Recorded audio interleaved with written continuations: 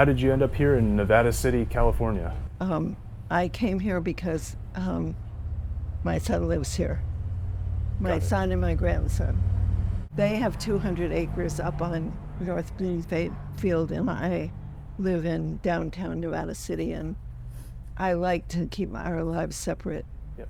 And I'm trying to make a life for myself here. I've had a really extraordinarily adventurous life, and so I'm trying to keep keep that keep that happening for me, and I don't know if it'll happen here for me. What was one of the most memorable reflections on your adventurous life that you can think of that come to I mind? lived in Afghanistan for 3 years. I taught. I was a professor at American University in Kabul, and during the U.S. occupation, which I have to say that now because we're gone, but we were there. Yep.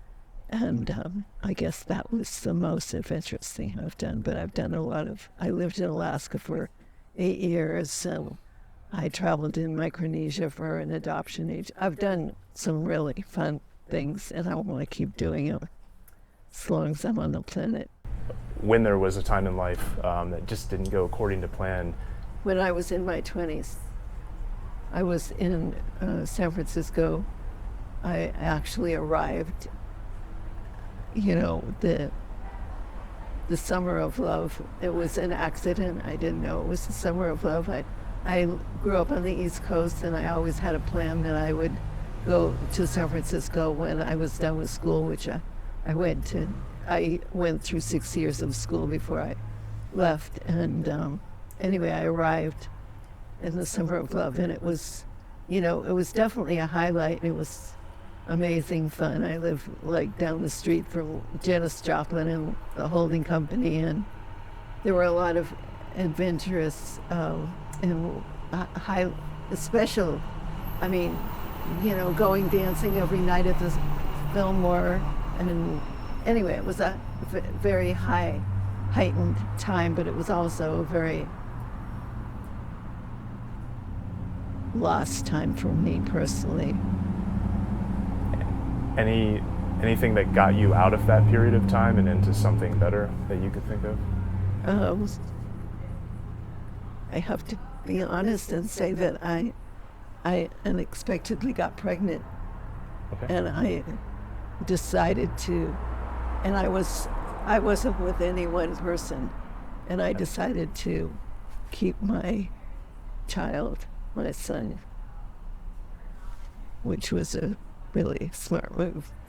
Best thing that ever happened to me was giving birth to this amazing person. And you have a strong relationship today? Very strong. Yeah. That's fantastic. If you could cut your age in half as it is now and give a piece of advice to that younger self, what would something be that you might say?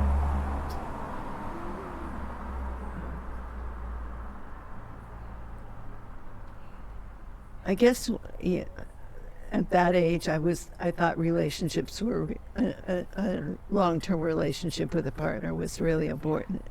And looking back, if I had had that, I wouldn't have done all the amazing things I've done. And so I wish I'd known then that I should just pursue this amazing trajectory that I'm on, and that'll happen or not. But it was more kind of like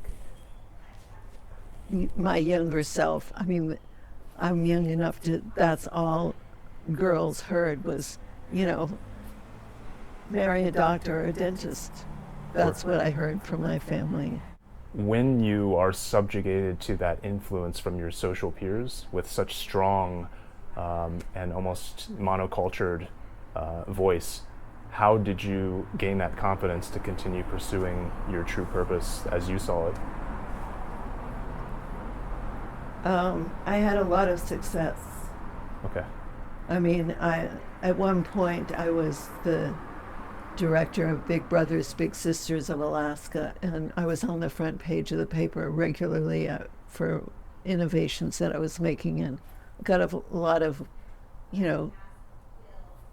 kudos and critical acclaim for my role. And so that definitely, if you're getting positive feedback, you want to keep doing what you're doing.